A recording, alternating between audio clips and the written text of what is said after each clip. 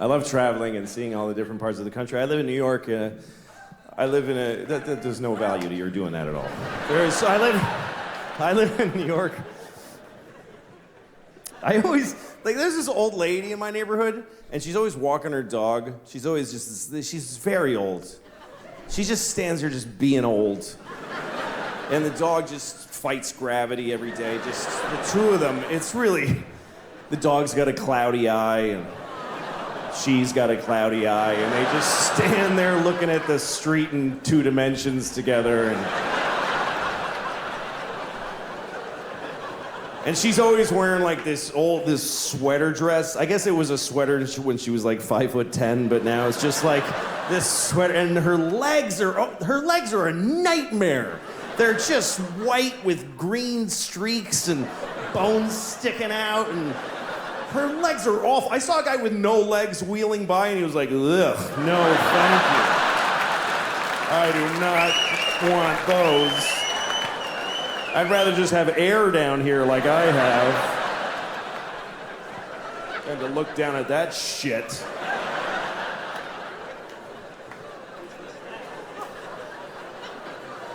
I see these two all the time.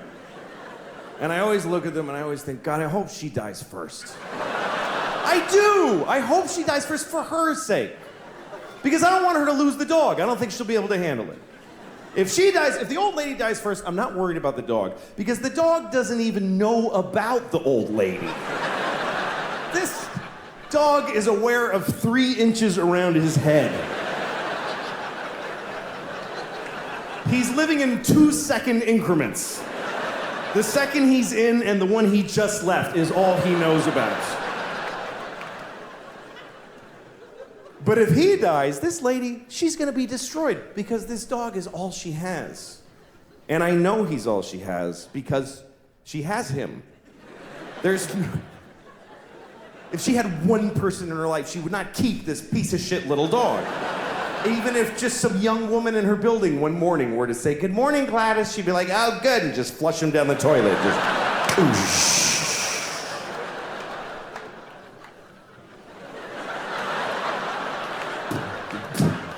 dog just keeps bumping on the drain.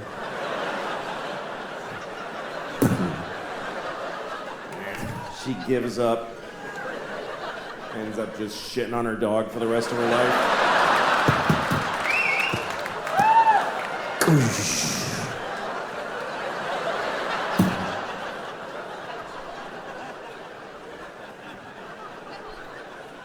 The other night, my wife sent me to Walgreens to get toilet paper because we were out of toilet paper because I had thrown it all in the garbage so I could get out of the house.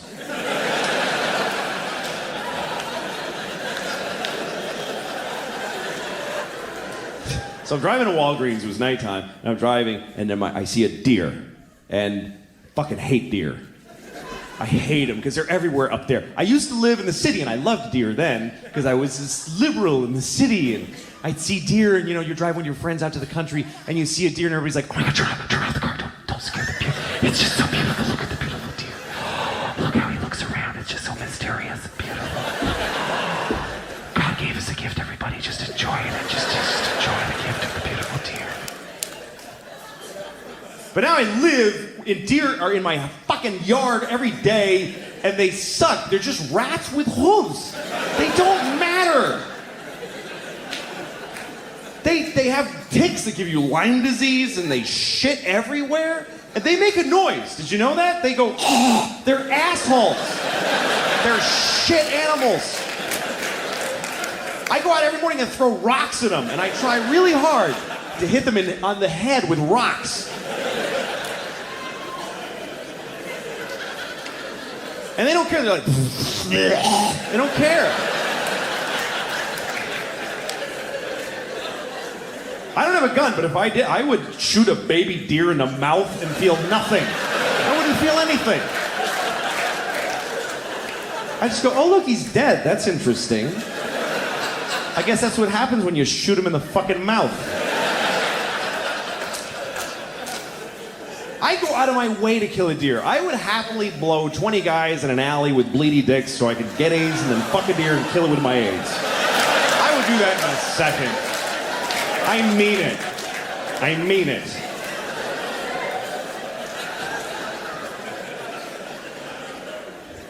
So I see this deer, and this is how dumb these deer. I hit him with the headlights, and he does that whole thing, and then he won't just go. He's like, "Can I go? Is it okay if I go?"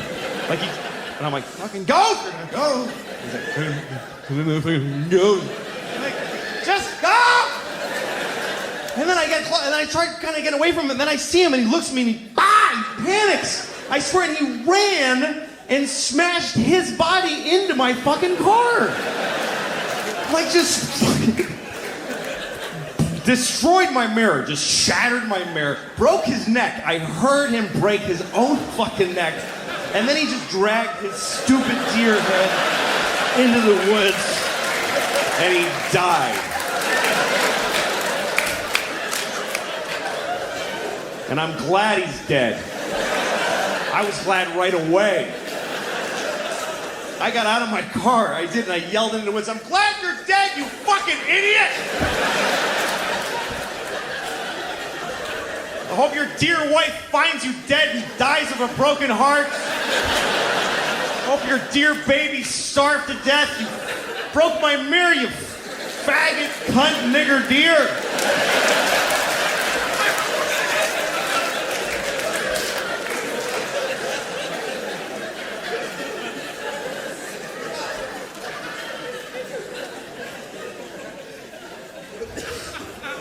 So I go to Walgreens. I just kept going. Anyway, that's all history. Sex for me, it's gone. It's just me and my wife, and it's sad because my wife is beautiful. I love to look at her and I feel for her. She's gorgeous. She really is. She just turned 40 and she looks awesome.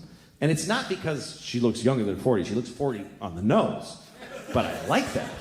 I didn't know I would, but I find her really sexy. I like that. I like women. It's a huge turn on. She's got gray streaks in her hair, and I find that sexy. I really do. She's got strong arms from picking up the kids. She's strong and sexy on a whole other level, you know? She's changing. She smells different. She used to have blue eyes. They're black now. She's like intense, kind of crazy looking, you know? And all these lines in her face from all the shit I did to her, you know? She's got character. She looks like one of those pictures from the Depression of the Dust Bowl farmers, you know? She's intense. I like it. It turns me on. That's what I like now. I like women, you know? Girls, I'm done. Long time ago. 22-year-old girls, God bless you. Go do a shot. Whatever the fuck you do with your time. Woo! That's not me anymore. I like women. And I know that that's offensive to 22-year-old girls. You're like, I'm a woman. I'm 22. I'm totally a woman. I study women's issues and I'm a woman. Not to me, sorry. To me, you're not a woman until you had a couple of kids and your life is in the toilet. That's really when you become a woman, is when people come out of your vagina and step on your dreams. If you're still standing after that shit, you are a woman. If you're still going to clubs and you have a ponytail and a little dress, you're standing outside of a club waiting to get in, it's 2 degrees, you got no jacket, a little dress, it's gonna be great in there. You're a girl. I want to give you a sweater and a ride home. I don't want to fuck you, I'll jerk off to you, but I don't want to fuck you and get involved with a girl. I do want to fuck you, but you won't fuck me, so fuck you anyway. But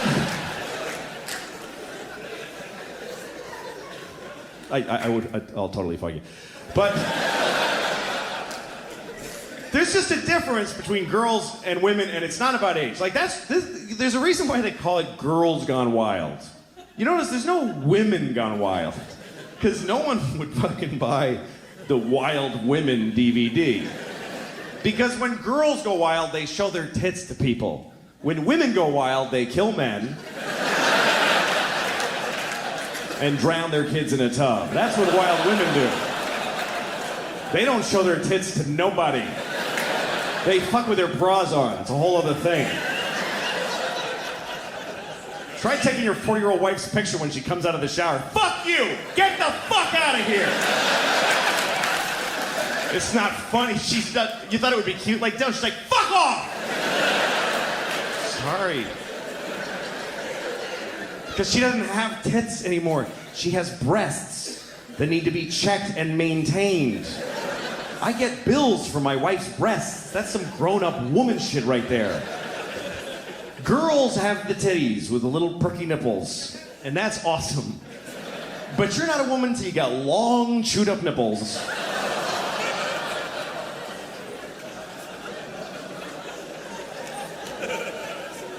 And you're not a man till you suck one of those fucking things either, by the way. Thank you very much, folks. I hope you had a good time. Thank you. Good night.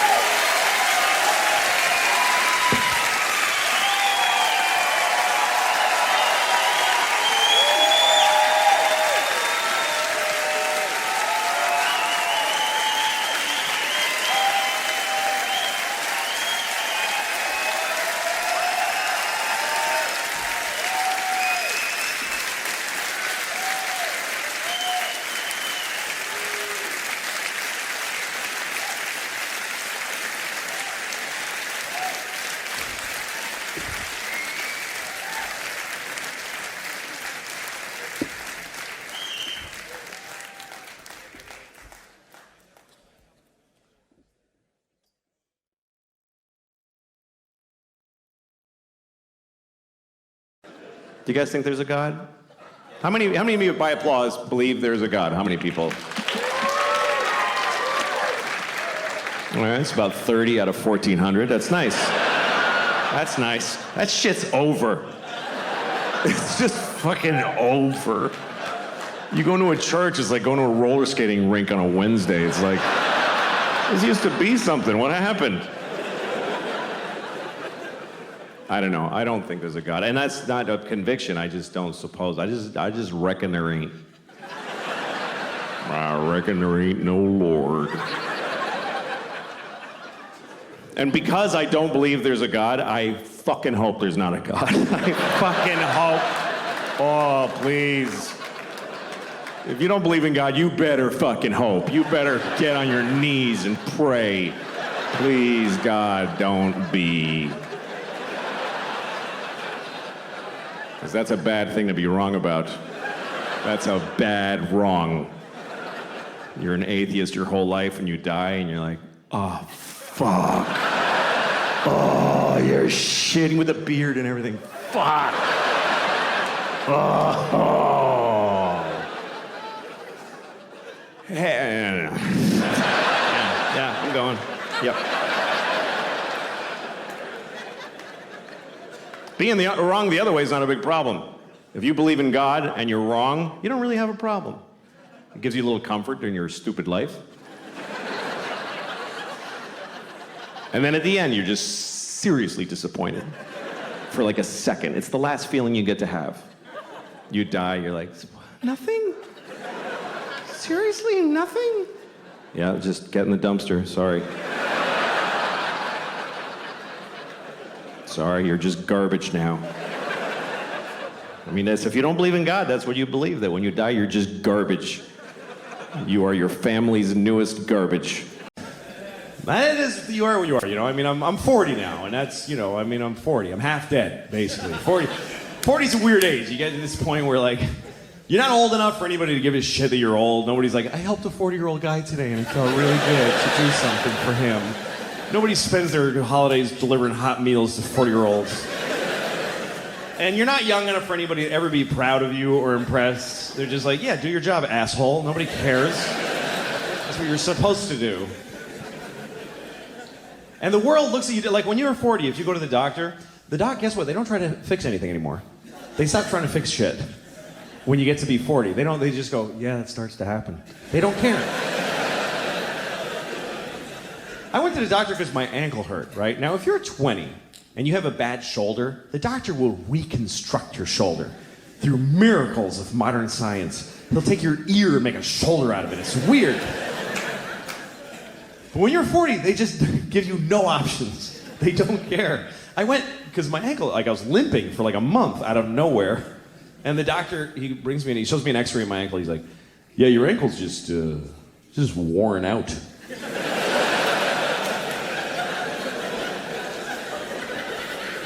I was like, what do you mean, I injured my ankle? He's like, no, it's just shitty now. Just see that dark area? Ugh, it's all hardened. Yeah, they get like that. They're not good anymore. I was like, well, so just goodbye? Nothing? Is there nothing?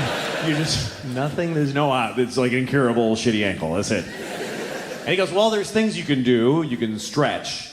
For a half hour a day, you should stretch your ankle.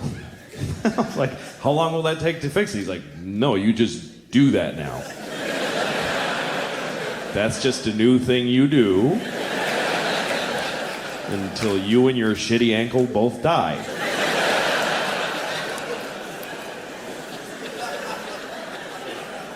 I was like, dude, this hurts a lot. And he goes, well, you could take a leave. Just take a leave. You could buy it, just take it. And you can take whatever amount. It doesn't matter. Like, don't pay attention to the dosage. Like, really? He's like, yeah, you could take 10 a day. You'd be fine. He said take 10 a leave a day. I said, I heard, doesn't that stuff like hurt your intestines? He goes, oh yeah, it'll do some intestinal damage after a while. But you just gotta weigh that against how much you like your ankle not hurting. This is all totally true, by the way. This is exactly what happened. And at one point I was like, hey, what if I was like an athlete or something? He goes, you're not an athlete,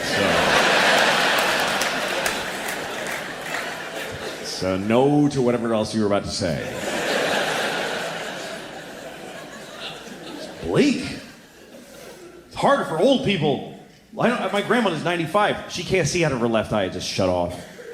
The last time we went to see her, she's like, I can't see out of my left eye. And we're all like, oh, hey, what was Christmas like in the 40s? Maybe run out the clock on the eye thing if we're lucky, you know? So I go to her doctor. He's right at the end of the hall. He's there always like 90 feet away from her. So I go to the doctor and I said, you know, she can't see out of her left eye at all. And I swear to God, he goes, well, she's probably got a bunch of tumors in her head. I swear to God. That's exactly what he said. I remember it because I was blown away by how none of his education he applied to this particular diagnosis. He said that she's probably got a bunch of tumors in her head. He's a doctor and he called it her head. He almost said fucking head. I swear to God, like that's what he was thinking. She's probably got a bunch of tumors in her fucking head. Oh, who gives a shit? That old cunt will be dead in a week. I ain't gonna get up from my desk. Because of her eye. What, does she need 2 eyes to see the shitty place you fucking put her because you don't love her enough?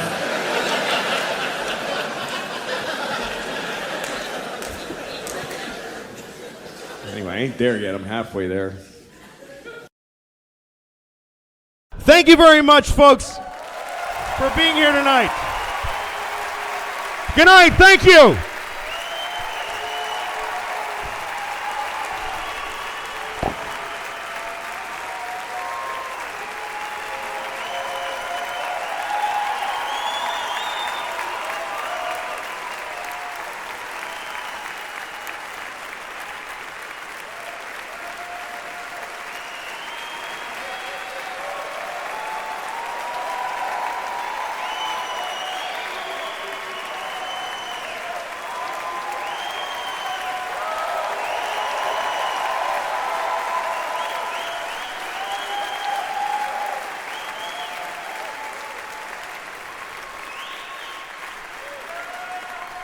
Thank you.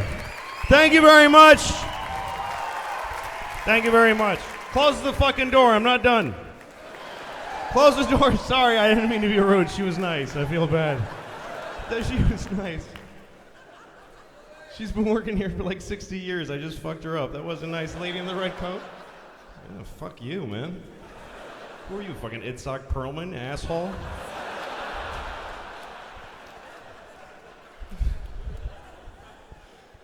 It is a little fucked up to be here doing the shit that I do.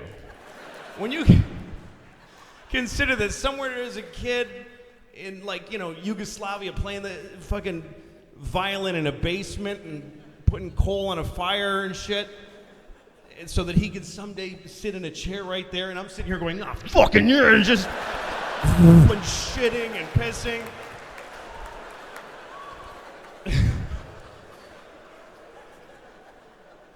Anyway, let me tell you a couple more stories. Sure.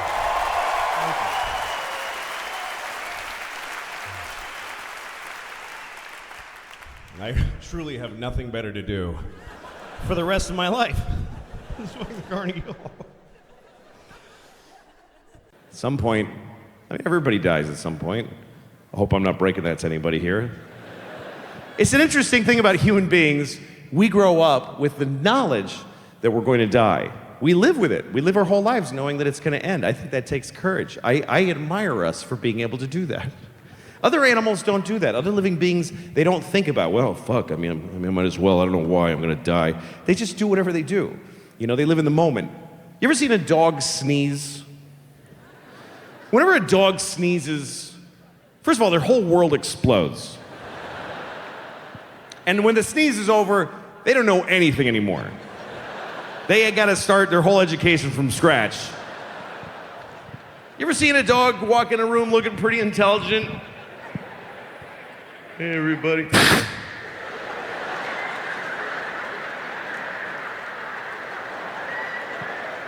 the fuck?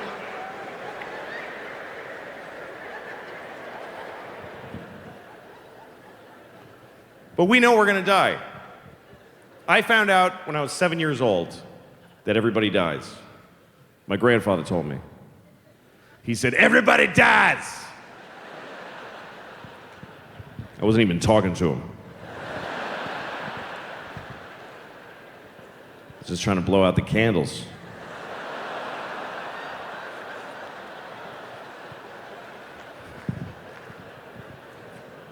Yeah, I was 7 years old, and I suddenly had this knowledge that everybody dies, that life ends for all of us. And I remember I was excited. I wasn't excited to die. I was excited that I know this thing. And I was 7, and I knew other kids my age didn't know it. And I wanted to tell them. I wanted to be the person that tells people that everybody dies. I remember having that thought. And the first person I wanted to tell was Benji, this kid across the street. And I wanted to tell him because I hated him. I really did. I hated Benji. He was 6 and I was 7. And I wasn't friends with him. I would just, anytime I came out to my front yard, he'd come out to his, hi. And I hated him. He's the first person I ever hated. To me, he was a piece of shit cocksucker. That's how I felt about him. And I didn't even know those words. I was 7, I didn't know how to talk like that. So I would just look at him and I would just feel that way without a name for it. And then one day I heard some guy yell, piece of shit cocksucker, and I was like, yes, thank you. That's exactly what I feel about that child. Anyway, one day I'm in my front yard and piece of shit cocksucker Benji comes out in his little shorts. And I was like, ugh. Comes up to me, he starts bragging. He's like, I got a new bike. And I was like, really? You're gonna die someday. It's like, what? Like, you're gonna die, Benji. And he's like, no, I'm not. I said, yes, you are. He goes, how do you know? I said, because everybody dies, Benji. You're gonna die. And your mom's gonna die. And your daddy's gonna die. In that order. Anyway, he started crying. And he starts running back. It's still funny to me after 40 fucking years. I still remember it so well. Little Benji running into his house. Run, Benji! You can't run from this shit, bitch! He ran in his house, and then he came back out with his mother. And his mom's got his little hand, and she's furious. And I was scared. She walks up, she says, what did you say to Benji? I said, I told him that everybody dies. She said, why did you say that? I said, because it's true. And she said, well, not necessarily. I was like, what? She says, well, some people die and some people don't. So you never know. You might make it. Make it to what? And my head was spinning. I was like, wait a minute. So I'm like, I have so many questions for her. I was like, wait a minute. What about people from the Bible? I mean, they're all gone. What about Abraham Lincoln? He died. She's like, well, somebody shot Abraham Lincoln. But if they hadn't and he took care of himself, he might still be around today. I was like, really? And all of a sudden she goes, well, we have to go. And she just takes off. Like she walked away very quickly because I think she realized she picked the wrong argument to get on this side of, this was gonna end badly. And I ran inside and I told my mother the whole thing. My mother said, don't talk to that lady's a fucking idiot. Don't talk to that lady. I fucking hate that lady. Don't talk to her. My mom said to me, baby, don't worry. You're definitely going to die.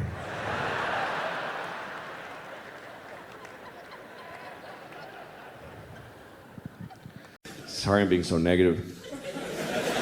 I'm a bummer. I don't know. I shouldn't be. I'm a very, lucky guy. I got a lot going for me. I'm healthy. I'm relatively young. I'm white, which thank God for that shit, boy. That is a huge leg up. Are you kidding me? Oh, God, I love being white. I really do. Seriously, if you're not white, you're missing out because this shit is thoroughly good. But let me be clear, by the way. I'm not saying that white people are better. I'm saying that being white is clearly better. Who could even argue? If it was an option, I would re-up every year. Oh, yeah, I'll take white again. Absolutely. I've been enjoying that. I'm going to stick with white. Thank you. Here's how great it is to be white. I could get in a time machine and go to any time, and it would be fucking awesome when I get there.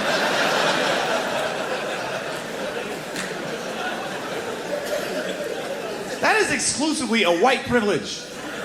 Black people can't fuck with time machines. A black guy in a time machine is like, hey, anything before 1980? No, thank you. I don't want to go. But I can go to any time. The year 2? I don't even know what's happening then. But I know when I get there, welcome, we have a table right here for you, sir. Thank you. Oh, it's lovely here in the year 2. I can go to any time. In the past, I don't want to go to the future and find out what happens to white people because we're going to pay hard for this shit. You got to know that. We're not going to just fall from number 1 to 2. They're going to hold us down and fuck us in the ass forever. And we totally deserve it. But for now, whee!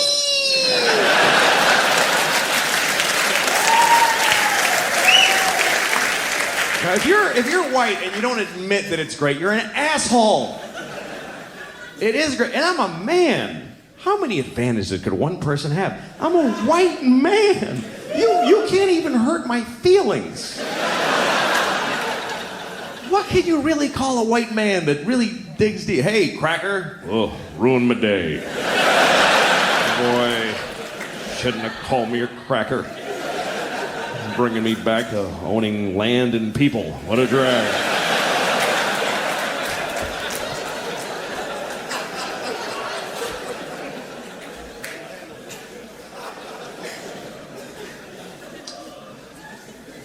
I am married, though. That takes me down a few pegs.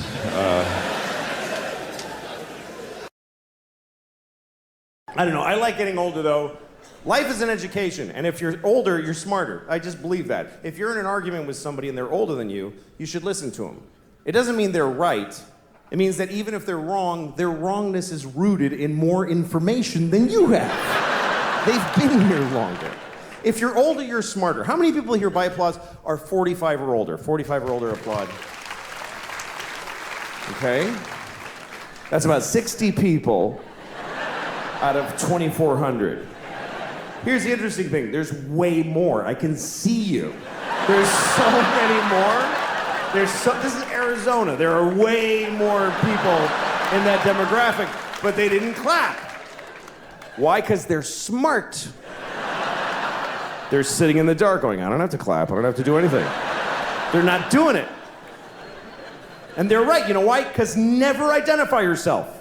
Never. Are you crazy? You don't know why I'm asking. How do you know when okay, burn them all. Burn everybody over 45. How do you know I'm not going to do that?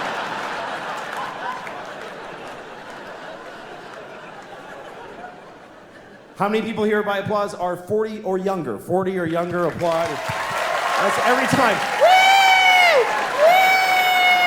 Woo! Every time.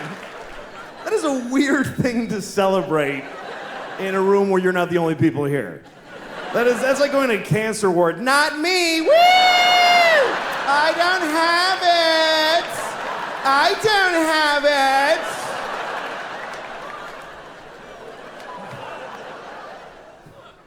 If you're older, you're smarter.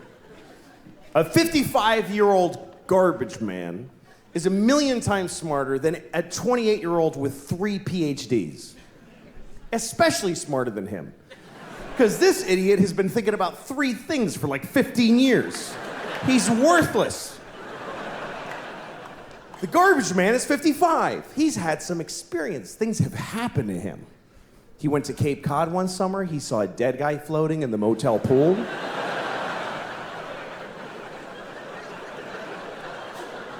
He took a bus to Montreal.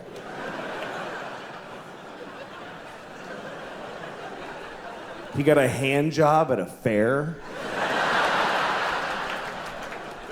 from a miner.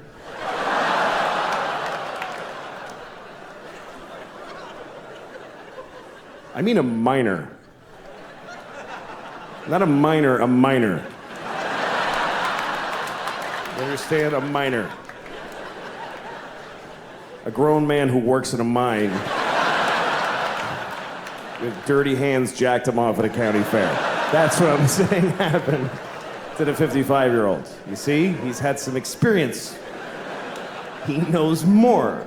More has happened to him. He's seen more. He's seen history.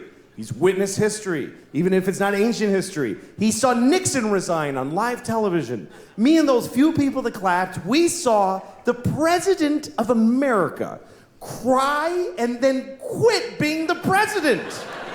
That shit was crazy. Because none of us knew what was going to happen next. Today, people are like, the president's kind of disappointing. Really? Our president wept like an insane person and then got in a helicopter and flew away.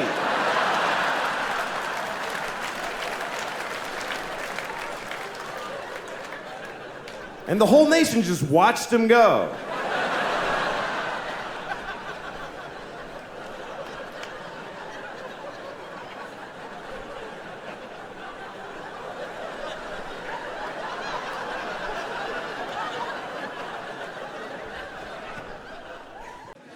I was talking to my friend the other day about Jesus, Christ.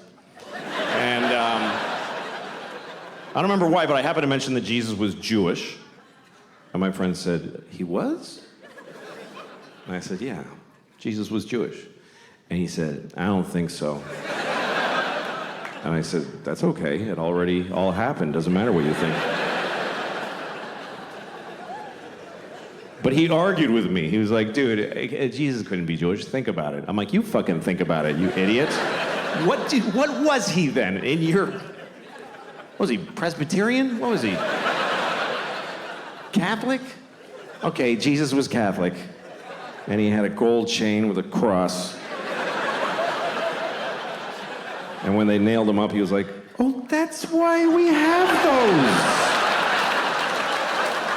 That finally makes sense. I didn't even know. Oh, fuck, that's me. I'm the little guy on it.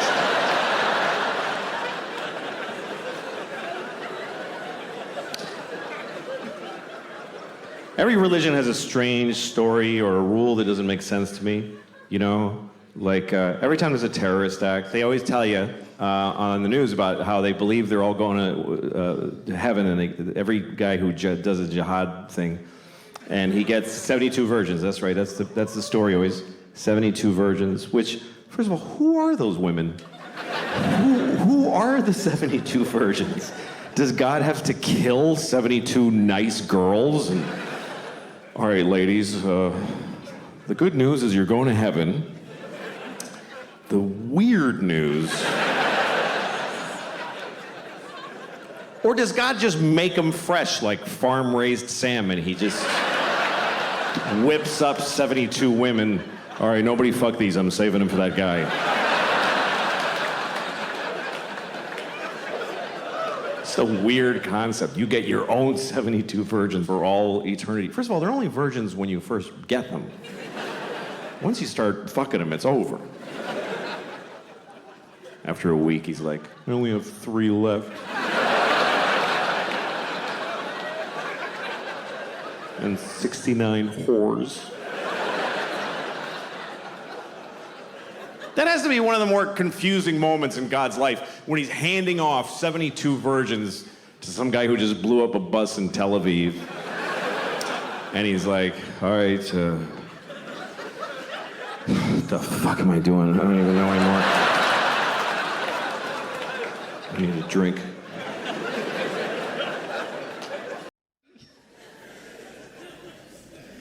Now, my 2-year-old, she wakes up every day now at 4 o'clock in the morning. Every day, just wakes up, hi, fucking happy to be awake at 4. That's what offends me.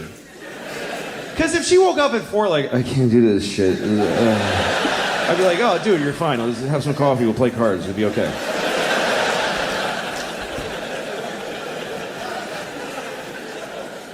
But she wakes up, hi, and I gotta get up. I'm the one that's gotta get up because my wife pushed her out of her vagina 2 years ago, so I'm the one. You know what? She didn't even. They cut her open. Who can't do that? Wow. I'm the one that had to watch that shit and keep a poker face for her benefit. That ain't easy, because she doesn't know what's going on. They have a sheet, and they just start. They don't go, we're going to divide you into 2 things now. They just start cutting. And she's looking at me all, hey, what are they doing? I'm like, fucking nothing. Jesus! It is weird! She's just cut off, and the doctor's like just digging in there, looking annoyed, like he's trying to find his passport in a carry-on or something. Yeah, here's your kid, just fucking... And my wife tried to give naturally. We worked on it, and I supported the goal, but it didn't work out. And she really tried. We got tapes. They gave us tapes of births. And I don't know if you've seen these things, but they're pretty heinous. And it's only because they stopped making them. Like in the 70s, people stopped letting themselves be taped. So it's all these sort of Swedish hippies. There's a lot of just shitloads of hair and this big bush, just giant hippie bush. And they just pushing out these big... And they gave us a tape for some reason that was a bunch of just the moment of the birth cut spliced together. Like 20 of them, like one of those porns where just the jizz shots one after the other. Like it was just bang, like fuck, I can't look at all that.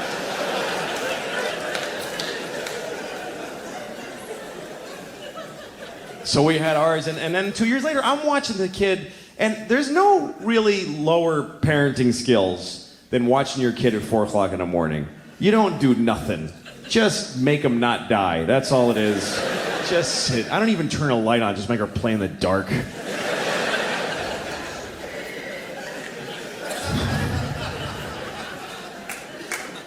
Daddy, I want a story. Fuck you.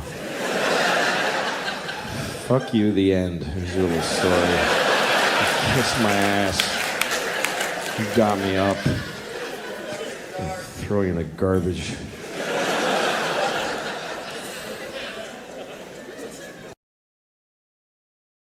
Some people get to be 90. That's incredible. Anybody that gets to be 90, I think that's special. Because 90 means you survived like 3 wars and 50 hurricanes. You gotta be special when you're 90. When I see somebody who's 90, I'm like, you did some shit. You killed somebody. You did something. How'd you get this far? 90's special. You should get something for being 90. It shouldn't just be the same shit. It should just keep being just as hard. When you get to 90, couldn't that be some kind of a finish line? Some kind of like all right, here, you get a silver thing on you, and you get to, take it easy. Give him some Gatorade, give him a back rub. Fuck, he's 90. But it's not like that. It's like, well, happy birthday, you're 90, pay the fucking rent. It just keeps going. I mean, 90-year-olds shouldn't have to worry about anything. If you get that far, and we could absorb that as a nation, there's not that many people that are 90. We could just let them do what they want. My friend's grandmother, she's 90 years old, And she wants to get marijuana because she's in pain, but she's in a state that won't let her. How is any drug illegal for a 90-year-old lady? Let her have anything she wants. It's a victimless crime. Who the fuck is getting hurt? When your 90-year-old grandmother has a bag of heroin in the house and she's like, fucking yeah. Who's getting hurt?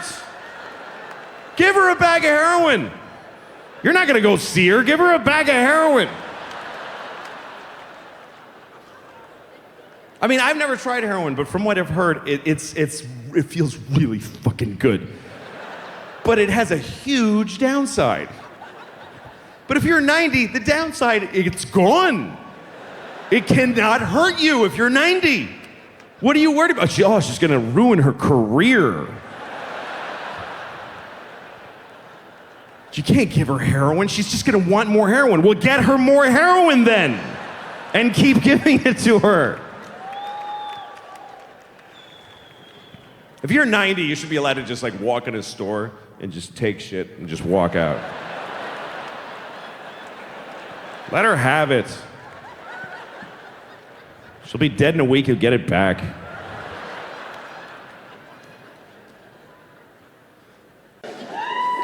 But it's tricky, you know, if you're trying to teach your kids right from wrong, you got to choose a side often because not everybody agrees on what's right and wrong. So how do you know? Like abortion, some people think it's murder, some people don't. I think people should get abortions, like a lot, like as many as you can. You should try to get a lot of abortions. You know why? Because it creates jobs. More abortions, more jobs. For the doctors and the nurses and the dumpster guy. Everybody gets a job. They have to work. How are they gonna feed their kids if you don't kill yours? You gotta think of everybody.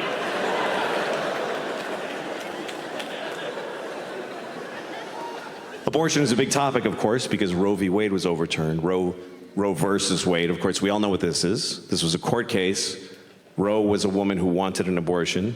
And Wade was the baby, I guess. I don't know. I don't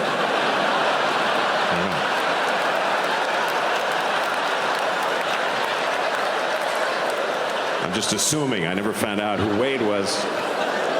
Wade must have been the baby. Anyway.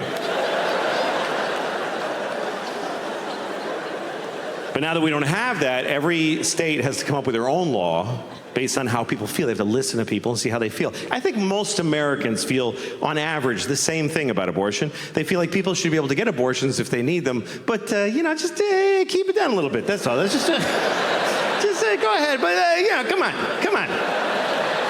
Do it, but don't be like, woo-hoo-hoo! Like,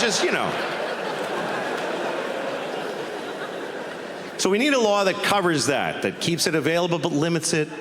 Here's what I think we should do. Let's make this the law. You can get an abortion anytime, anywhere, but if you get an abortion, you have to eat it. I think that's fair. Because that'll make you, fuck, I gotta eat it? I better do it soon.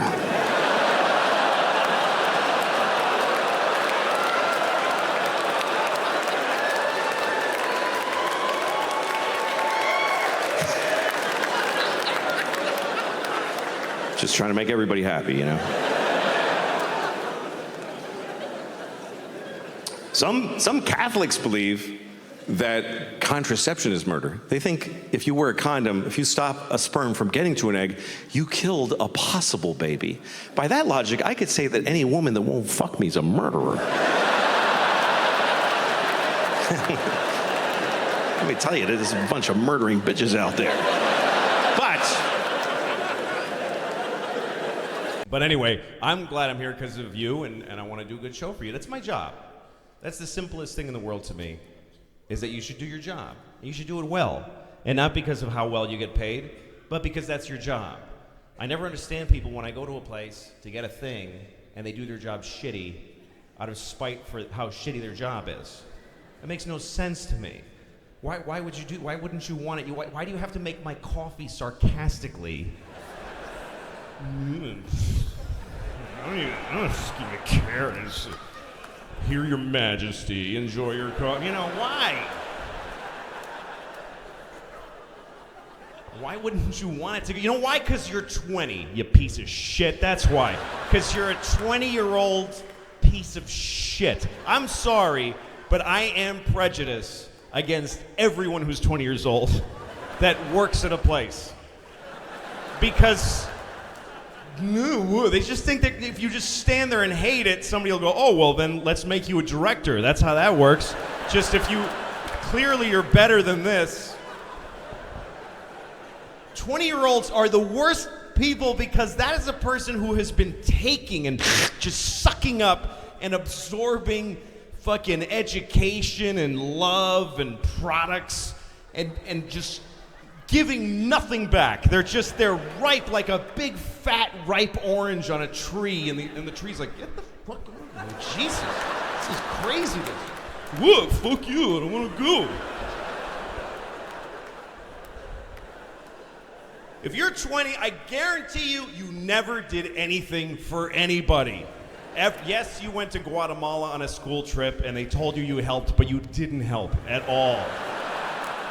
You were a way bigger pain in the ass than you were any help to those. They're like, I got a mudslide in my house and I got to babysit a fucking college student. Just take a picture of her with a shovel so she can put it on Facebook and leave us alone. I had such an amazing experience. Really? Did you take from them too, you motherfucker? 20-year-olds are not interesting people. They have nothing to say. Nothing has happened to you. My parents moved and I go to school. Who gives a shit? Unless you beat cancer as a child, you have nothing to say. I'm more interesting because I'm 43. That mathematically just makes me more interesting. Just because shit has happened to me. I've collected stories. When I was 35, a woman blew me, and 2 years later, she killed herself. She hung herself to death. That's an interesting story. That's worth listening to and pondering. Because it means it takes 2 years after blowing me for the shame to be too much that you gotta do yourself in. That's the gestation period.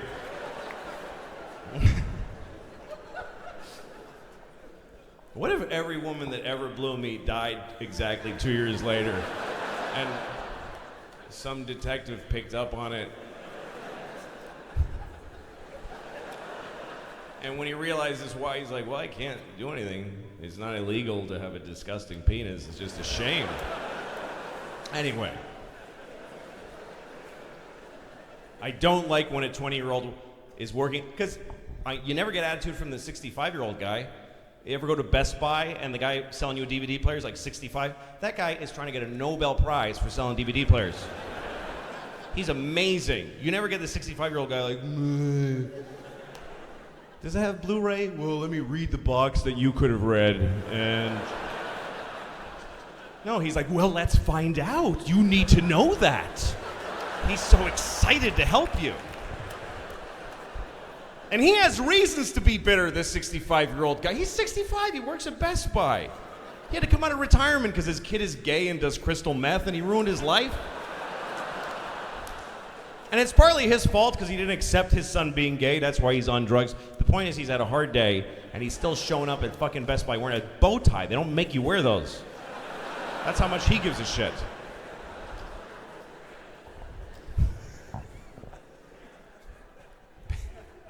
I don't know, man. Younger people, okay, fine. You know, I'll wait and see. Maybe you'll be interesting. I was on a plane once and there was 2 babies on the plane and other people. It wasn't just me and 2 babies. That would be weird. You're going somewhere, you get on the plane, there's just 2 babies. They're just standing there. Come on, we're leaving. He's the pilot baby. I'm the other baby.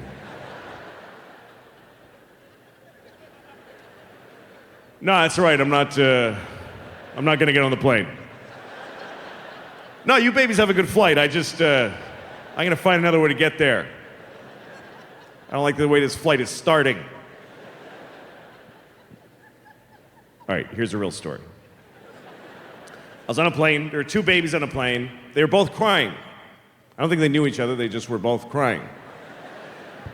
I've been on a lot of planes with crying babies, and I started to wonder, is there a reason that babies cry in planes? And I looked it up. It turns out there is a specific reason why babies cry in airplanes, and it's because they're upset that gay people are getting married. Yeah. And I don't agree with them. I think if you're in love, you should do whatever you want.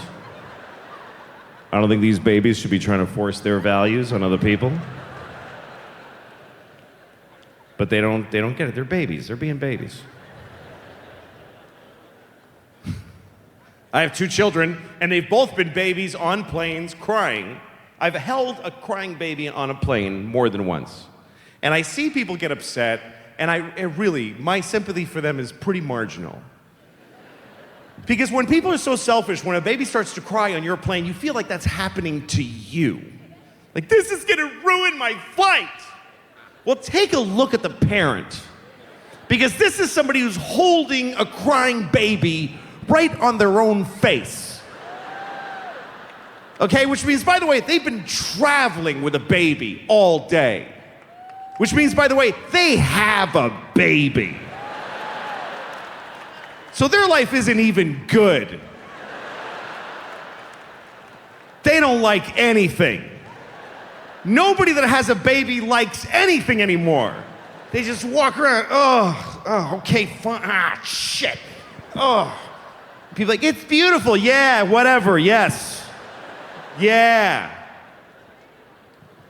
The only joy in a baby haver's life is when it's crying on a plane and it's now bothering other people.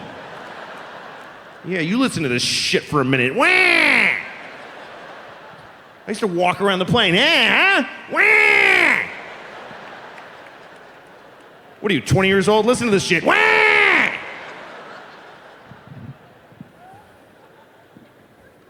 People look at you when your baby's crying. They look right at you like, I fucking love it. I love it. I love when they do that. I'm like, hi. Yeah. I remember this one time, this businessmen are amazing because when they fly, they feel like the whole plane is their private plane that we all glommed on or something. This guy's reading the Wall Street Journal and my baby's crying, my baby's so upset. And the guy looks right at me, right in the face, like,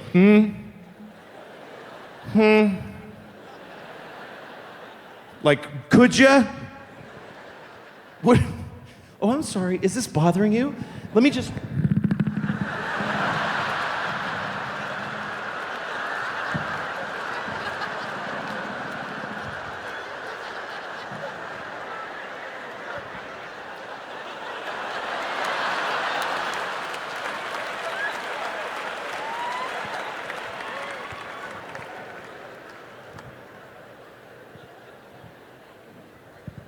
You all just clap for a dead baby.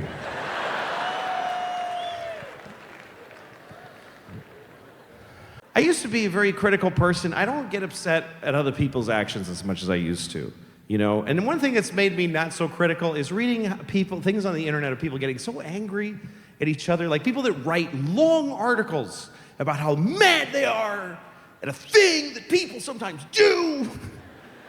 And the articles are very long. Because they don't have to be short anymore. I think newspapers were a little better because you had to be careful. Like, we only have this much room to tell about a whole war.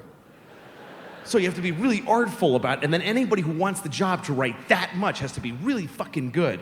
But the internet is forever. So you just come and you go, I want to write a story about how trees are annoying. Totally, just fucking do it, I don't care.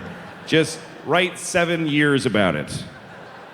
And the headline to the articles are always something it's a whole sentence. It's not like why trees or something provocative. It's like, I don't like trees that much, and I don't know how you feel about it, but I'm just sort of sick of them.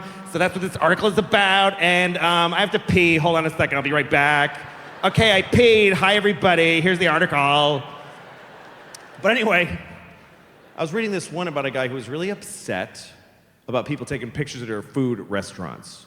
And it was one of those where he's like, can we stop with the taking pictures of your fucking food? If I get another Instagram of a fucking appetizer, it's ruining America. I'm like, let her take a picture of her food. Let her do it. She's eating alone. She's by herself. I eat alone all the time. And I'm always eating next to people. If you're eating alone, you're always eating next to people that are together. And by the way, if you're ever with somebody at dinner and there's a person sitting alone right here, they're with you. They are in your conversation. They're just looking straight ahead at what? At nothing. You really think they're just boo? They just, every word you say, they're just gathering it. So anyway, I was at a restaurant and I was listening to these two young women that were talking. And they were about 20 years old. They may be NYU students. And one is telling the other about the guy she's dating. And she's telling her all the unsatisfactory things about the guy. She's like, I don't know, sometimes I text him, and he doesn't text back right away. And then when he does, it didn't have anything to do with what I wrote. I'm like, why do you even write me? And then I went to see him, and he was just being weird. And then he wrote me, it's like, I'm sorry I'm being weird. It's weird right now. And I was like, I didn't even say anything. Why are you even saying anything? It just sounds like when he writes to me that he doesn't really think about what I would want to hear. It just seems like it's just always just. So I'm listening to this because I'm interested in what her friend's gonna say. I want to know what kind of friend she has. So after a while, her friend says to her, well, he's just a piece of shit. He's a piece of shit. And the thing is that you're amazing. You're amazing, and he just can't handle it. And I thought, this is not a good friend. Because give your friend something useful. Well, maybe you're a bummer sometimes. Maybe you bummed him out because you're a boring bummer. Is that possible? Let her consider that. It doesn't help a person to walk around thinking, I'm amazing. And anybody who doesn't text me back right away just can't handle how amazing I am. There's some other NYU kid walking around telling his friends, I'm dating this girl and I can't handle how amazing she is. It's too much. I try to text her back, but I'm I can't, she's too amazing. I just can't handle it. I wish she was less amazing.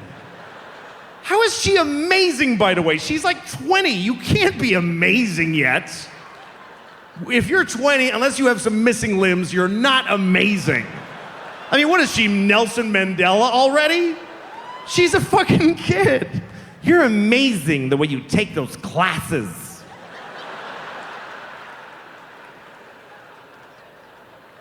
You don't need to walk around thinking that you're amazing. That doesn't help you. It's not a healthy thing. I mean, self-love is a good thing, but self-awareness is more useful to the rest of us if you can master that. Because it's nice to walk around saying to yourself, I'm amazing, I'm incredible, but really, once in a while, you should say to yourself, maybe I'm a bummer. Maybe I'm a boring bummer. If you don't think that to yourself at least twice a week, you're a psychopath. Because everybody's capable of becoming a bummer. Of course we are. Everybody is. Once in a while you drift over and you realize, oh, fuck, I'm kind of a douche right now. And you reset your sights. You have to consider the possibility. It's like when you say to a friend of yours, sometimes a friend of yours will be an asshole. He becomes an asshole. And you tell him, hey, man, you're an asshole. And he's like, no, I'm not. Well, that's not up to you. That's up to everybody else if you're an asshole or not. You don't get to just say no to that. You're an asshole. No, I'm not. Oh, sorry. Well, I'm glad I checked. Self-awareness is not a great American trait. As a country, we just want what we want, and then we just do shit. America is like a shitty girlfriend. It really is. America is like the worst girlfriend the whole rest of the world ever had. Because whenever something bad happens to America, she remembers it forever. Like it just happened. But if she does anything wrong, she's like, what? I didn't do it. What are you talking about? I didn't do that. But you killed hundreds of thousands of people in the Middle East. Yeah, but 9/11, okay? You don't even know, assholes. Yeah, but there's this wedding in Yemen and you killed all these. Yeah, but 9/11 still. But now you're torturing people. It wasn't even torture. Oh my God. He's such a baby. And I'm saying this about women because I'm a guy. I'm the opposite sex. So that's how I'm sure women feel that way about guys. It's just the way it works. That's how we feel about each other sometimes. You know, it's like sexism and racism are very different, I think. Because racism is just like a mistake. Racism has no basis in anything. It's just a weird mistake we made it somewhere along the line. And I'm sure we'll get rid of it at some point. But sexism ain't going anywhere. Because as wrong as sexism is, it's down deep and it's wired in with lust and love. And when we get mad at you, we get mad at all you. Just, oh, women! Women! Women! Women! Oh, women! Women! Oh, women! And you're like, men! Men! Men! Men! Men! Man, man, man, man.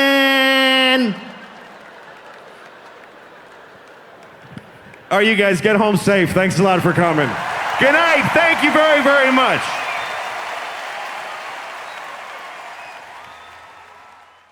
"40-year-old guys are not good specimens either. We're not. Like, I have a friend who has a lot of young girlfriends. He always goes, he goes a little they're too young. And it's not okay. You know, he brings them around and you're like, dude, don't. Like, literally point at her face and go, don't fuck her. That's awful. Because, and she's like, it's just bad, you know? But so he was gonna have sex with her one night and he said he wanted to go all night. Like, he wanted to really last a long time. So he said, I'm gonna drink a lot of milk so I can have a lot of sex. I was like, who told you that mattered? And he goes, well, because you can come more if you drink milk. This guy actually thinks that, like, you run out of cum, but if you drink milk, your body goes like, oh, dude, that's perfect. Just send that right through. That's fine. Nobody will know the difference. Just go ahead and send it through. Run out of cum in a pinch, milk is fine. It doesn't, it doesn't matter. Go ahead and send it right through, spray it all over his cat's face, whatever he was doing. What? I'll come on my cat's face. If she's watching, she's gonna get a face full of cum. She knows that by now. She knows. Her fault now. Come on my cat's face once, shame on me.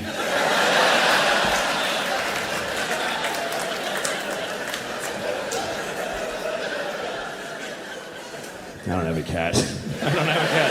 I never had one. I mean, I would come on a cat's face. I'm not trying to take that back. I just don't happen to have a cat. I have a dog, and I had a dog when I was a teenager, and yeah, I did once. I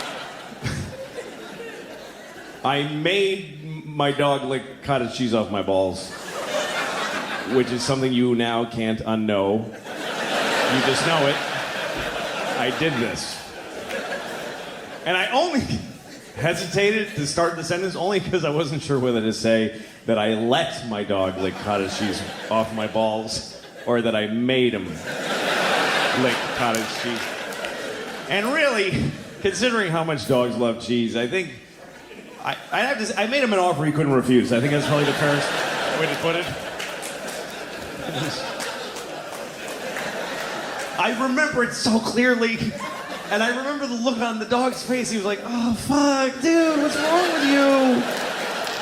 Why are you doing this to us? Just put it on a plate. Why do I have to lick it off your goddamn balls? All right, come on, fine, let's do it. I'm doing it. I don't care. Look, you gotta live with this. I'll be dead in 2 years. I'm a dog. This is your problem.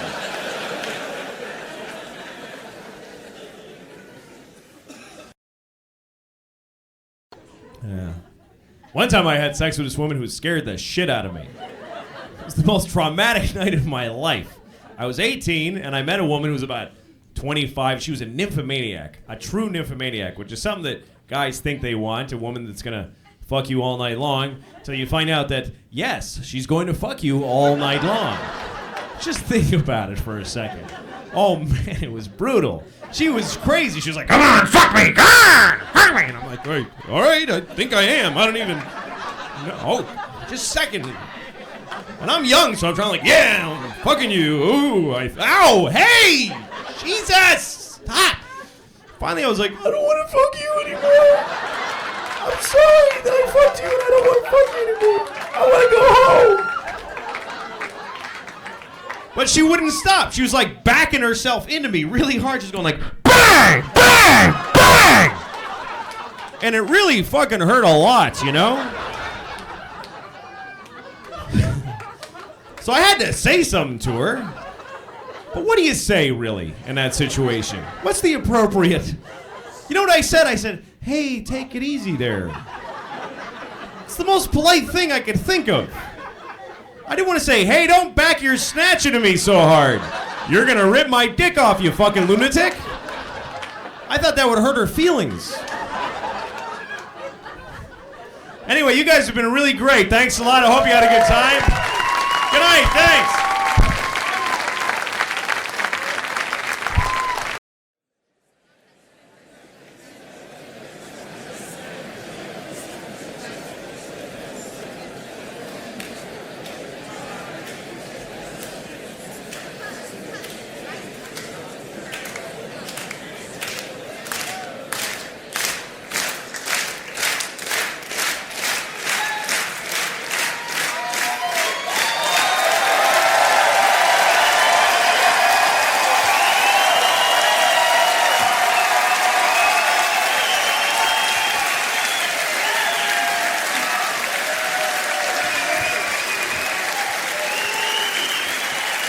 Hello. All right. Thank you. All right, faggot, how you doing? Sorry. I called him a faggot. I miss that word, you know. I grew up saying that word, and it never meant gay. When I was a kid, I didn't know what gay was. No, I hadn't been told that people do that. I had no fucking idea. Faggot didn't mean gay. When I was a kid, you call somebody faggot because they're being a faggot, you know? Someone's just being a faggot. Nee. Shut up, faggot. Not supposed to use those for that. Shut up, faggot. Didn't mean, like, I would never call a gay guy a faggot unless he's being a faggot. But not because he's gay, you understand? Like, if I saw two guys blowing each other, and I don't know why I'm watching them do it, but if I just happen to...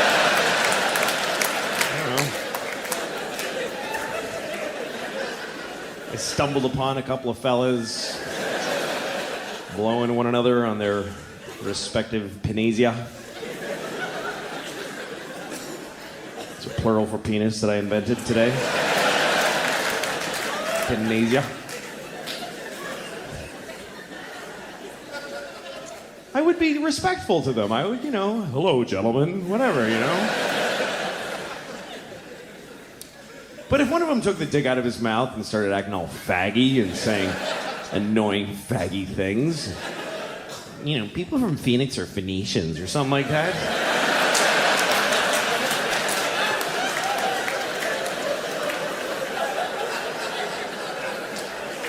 I'd be like, hey, shut up, faggot. Faggot! Quit being a faggot and suck that dick. That's what I would say to him.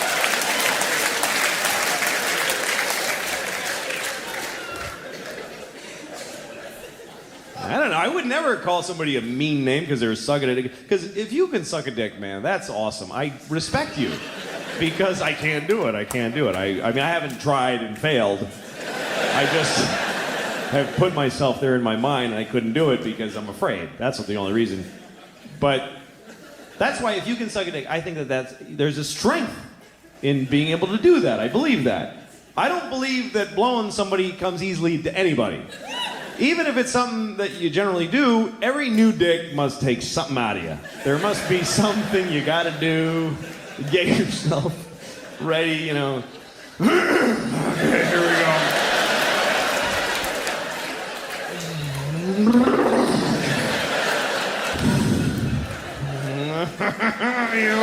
I'm gonna suck you.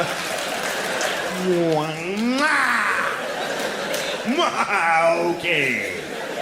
Here we go!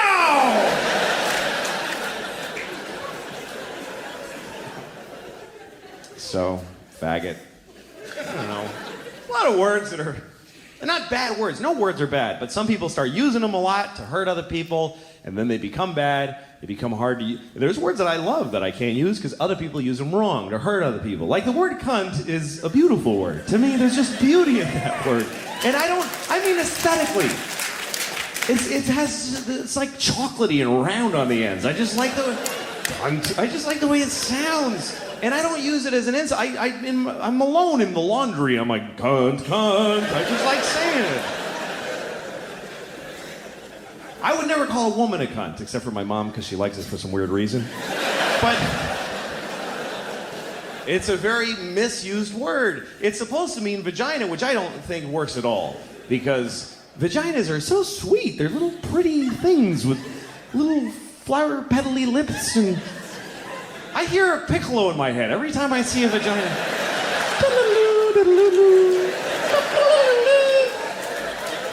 Even vagina's too harsh. They should be called like a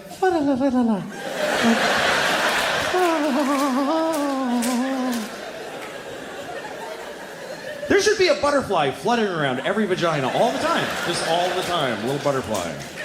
And you go to the doctor, he's like, well, the butterfly looks good, so we're in good shape, good color to the butterfly.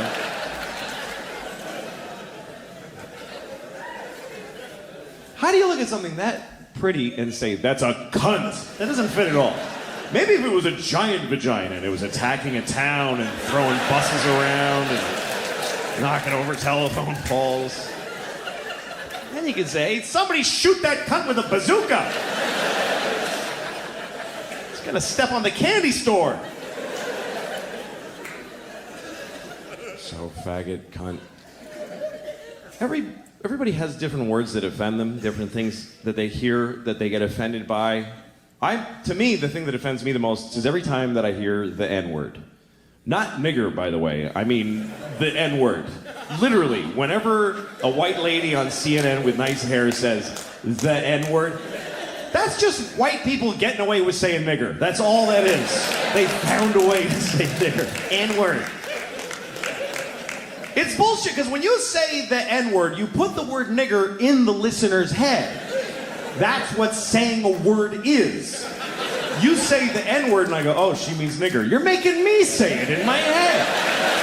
Why don't you fucking say it instead and take responsibility for the shitty words you want to say? Just say it. Don't hide behind the first letter like a faggot. Just say nigger, you stupid cunt.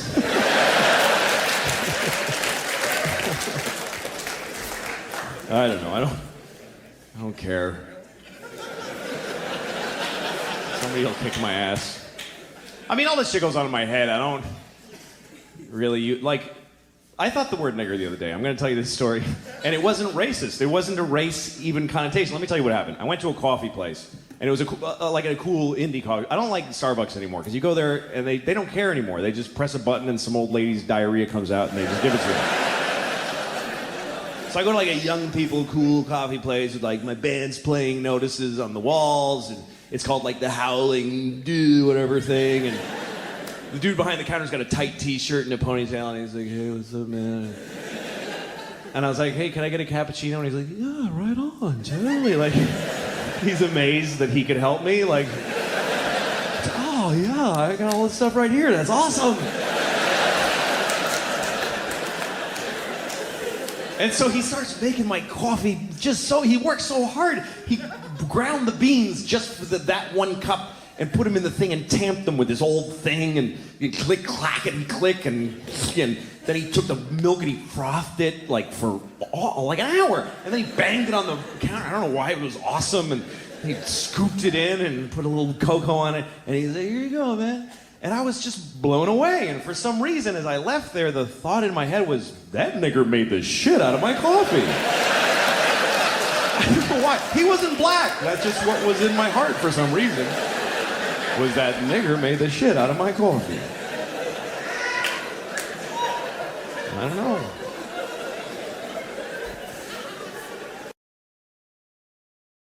So I was watching Schindler's List today. You wanted me back, man. This is what I got. I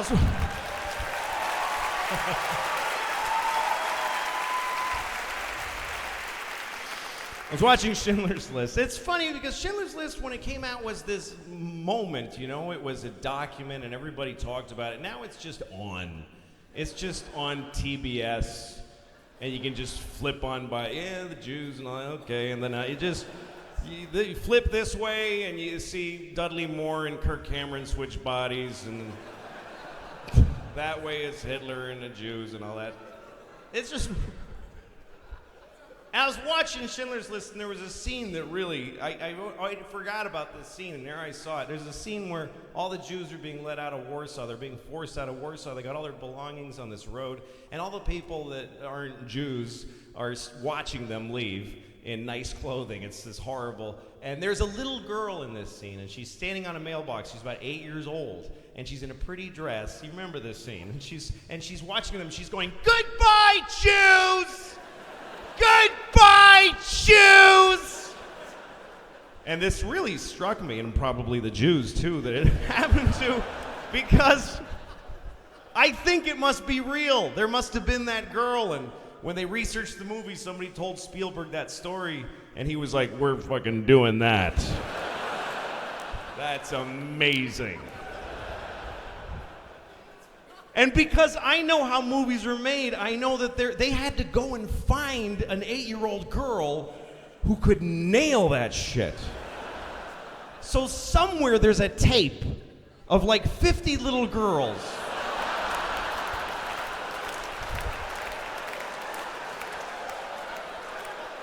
trying to get the "Goodbye, Jews" part. And they're all cute, of course. They're all little girl actors. There's no little girl actresses that are like Sean Penn. I just do my thing, you know. They're going from the Hannah Montana audition to the "Goodbye, Jews" thing, taking their turn. "Hi, my name's Dorothy. I'm with William Morris." All right, Dorothy, go ahead. "Goodbye, Jews."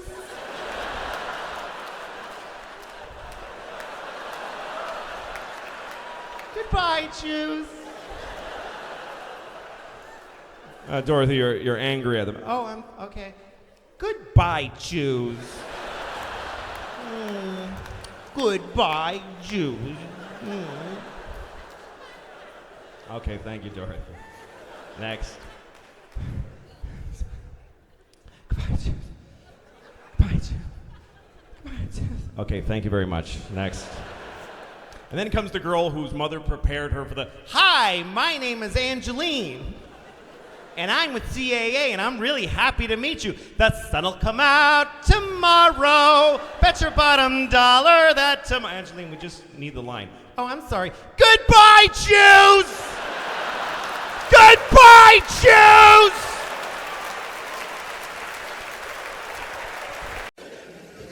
I love America. I love it here. It's not what it used to be. It's kind of me and my wife and kids, we live in upstate New York, and it's one of these areas where we're in a suburb of Walmart, basically, you know. It's just Walmart and Walgreens and Rent-A-Center. Do you know what Rent-A-Center is? Do you know what goes on in a Rent-A-Center? People go to Rent-A-Center to rent like a chair. Or a couch. How shitty is your shitty very shitty life that you need to rent a lamp for $40 a month. And then you go broke and you gotta go, honey, they're gonna take the lamp today. Because we didn't pay the lamp rent.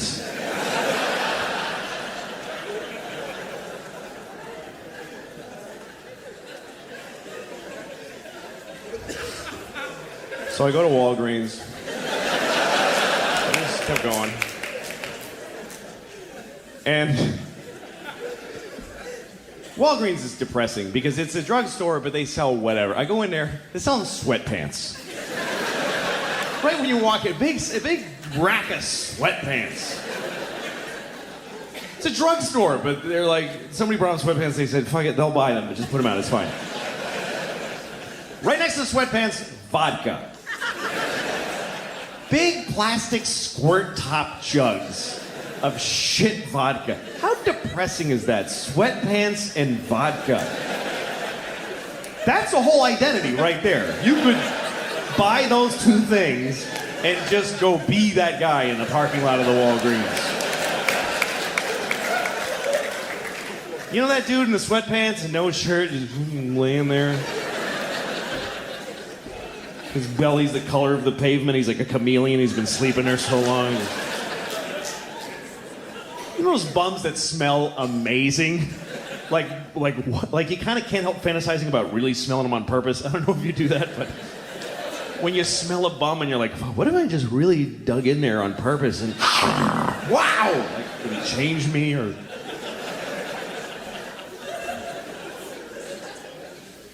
And I go to Walgreens and they're selling, I'm going to the back of the pharmacy too, and the pharmacy is the most depressing place in the world. People in Walgreens are just milling around in flip-flops and hitting their kids in the toy aisle, like beating their kids in front of toys.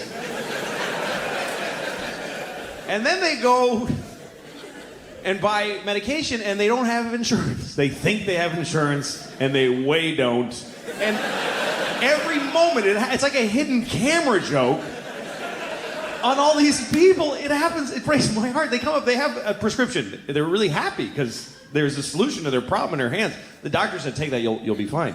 So they give it to the pharmacist and he goes, yeah, it's gonna be $40,000 for that. And the guy's like, what? But I have insurance. Now we called, they said, fuck you. No. And then the guy always gives him like chewed up gum with hair in it and says, take this is what you get. This is your... And they always ask, is this as good as the other one? Fucking no, of course not. The other shit would have cured you completely. And we got shitloads of it too. But none for you, you poor faggot. Go home and die.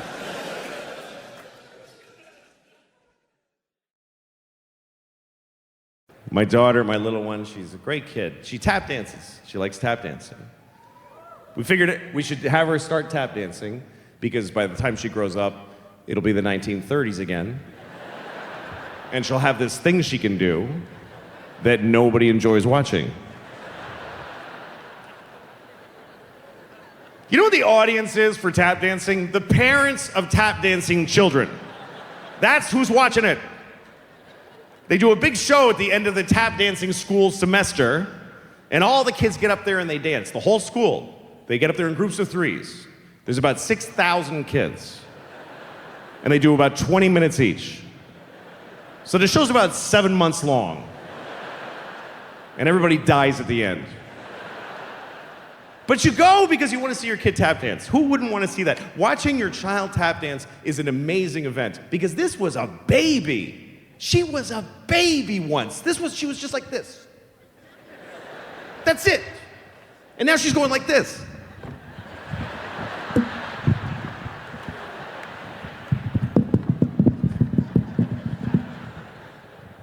But in order to watch that, you have to sit through all these other kids that you don't love at all. In fact, you hate them for not being your kid and making you wait.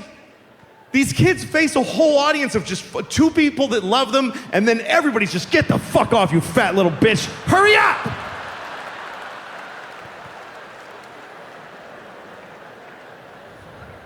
And there's grown-ups there's adults that take classes at the school, and they get up there and they tap dance. But get off. Nobody's here to see you. You're 52, your parents are dead. Get off the stage. Nobody came to see you. Nobody came from work. Nobody came from work. Nobody who you approached. Hey, so I'm taking tap dancing lessons lately.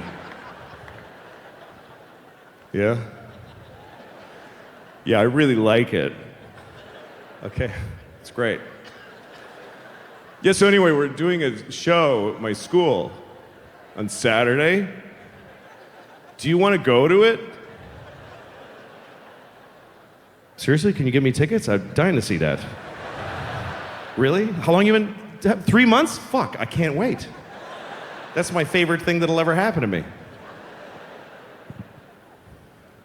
I take my daughter every Thursday to the tap school. I take her in there, put her in the tap shoes. She goes in the tap room. I sit in the waiting room. And I wait there because it's only 40 minutes. It's not enough time for me to go anywhere. So I just sit there and I listen through the wall. And then she comes out, I'm tired, I don't want to do this anymore. Good, don't. I don't want to bring you. I don't care if you do it. Quit now. I don't push my kids with the activities. I don't get that, because you got to do the shit too. I don't care what she does. Daddy, I'm tired of soccer. Soccer is out of our lives forever. With those words from thine mouth. Don't do anything, honey. I don't care. Don't go to school. I don't want to get up at 7. You don't need it. I have money. Just stay home and eat the food in the house. Just stay home and eat. You and your sister don't have kids, and then we all three of us die. We're done. That's my goal. I just want to have enough money that we can lock the door and eat the food till we're all dead. Daddy, what are we doing today? Go to the food room and pick something out. Go back to bed. It's all that's required of you.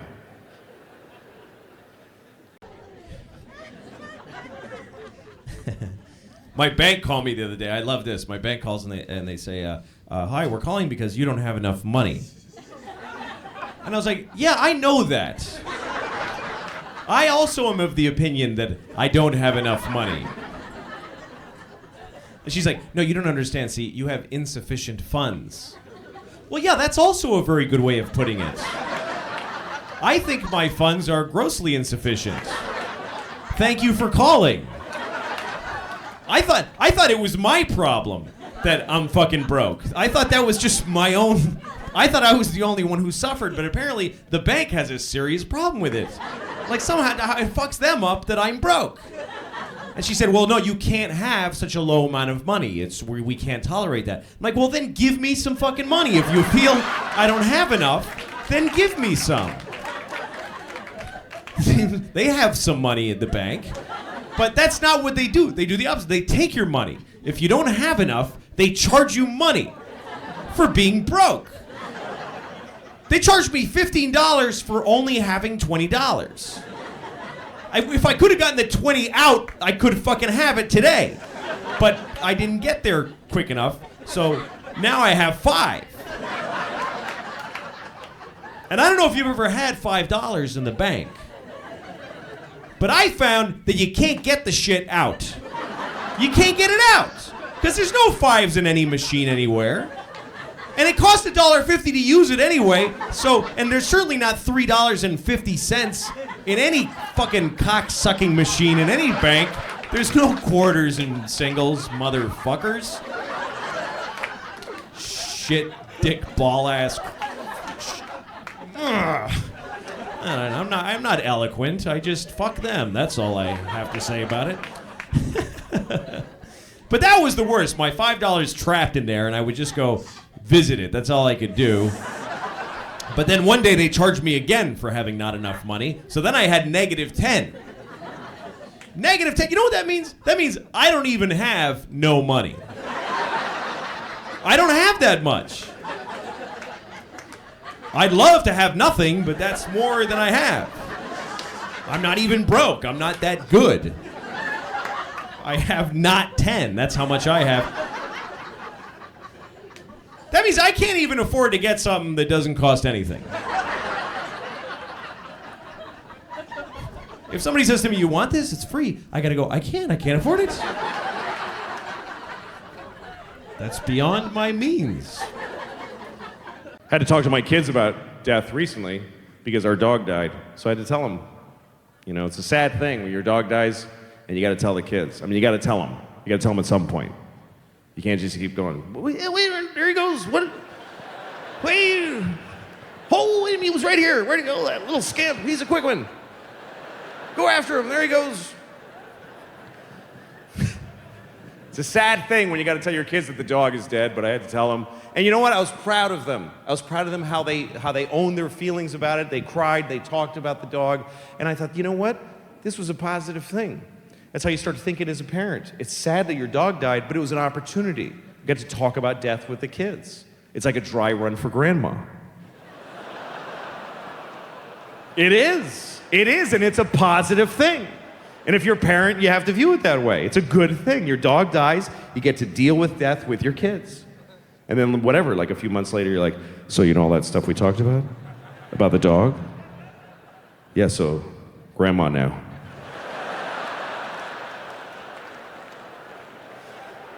All the same stuff. All right, you got it? Okay, I'm going out. Good night.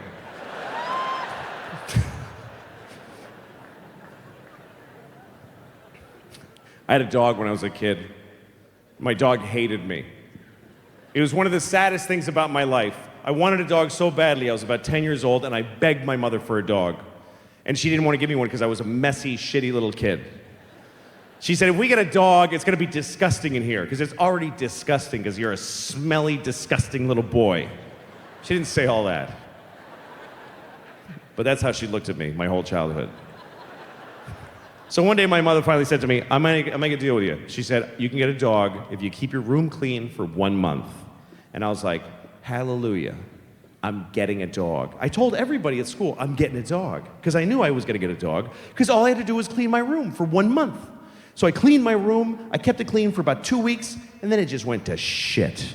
It was disgusting. There was just shit smeared on the walls. It was gross. Then I tried again, 3-4 days maybe, fucking horrible again. And I remember thinking, I'm 10 years old and I already know my life is gonna be horrible because I can't do a thing to get a thing. I should kill myself right now. And finally my mom was like, well, get a dog. Jesus, you're bumming everybody out. So she got us a dog, and the dog hated me. And it hurt because I took care of the dog. I was very kind to the dog, but he hated me, so he must have just hated who I am inside. And you could tell how he felt because he was a very expressive dog. He was a terrier, he had eyebrows. He had a very expressive face. I would walk in the room and the dog would go like, oh fuck, I can't. I gotta go. Doggy. We'd go for walks and I had to use a leash and I didn't want to use the leash. I want to be one of those cool guys with a dog that just comes along. Hey, dog, come on. It's always some guy with like a suede jacket and scruffy hair. He's got an old pickup truck, and he gets in and he goes, come on, dog. And he goes, you know those guys that can whistle, that cool whistle that I can't whistle? Woo! Or whatever. And the dog jumps in, and they both get laid somewhere because this guy's so cool. That's what I wanted. But I would walk my dog and I had to have a leash, and the leash was like taut. It wasn't even like, we're cool, we're friends. It was like, how far can I get my face from this child? He would choke himself the whole walk. I can't. I hate you. I hate you. And if I ever stumbled and dropped the leash, he was like, he was gone. He would go, I'm not your dog. And he would run like a slave. He would just disappear.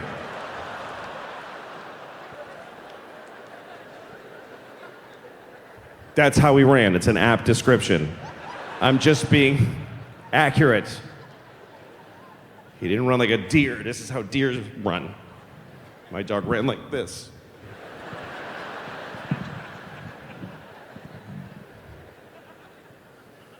He ran away about 20 times.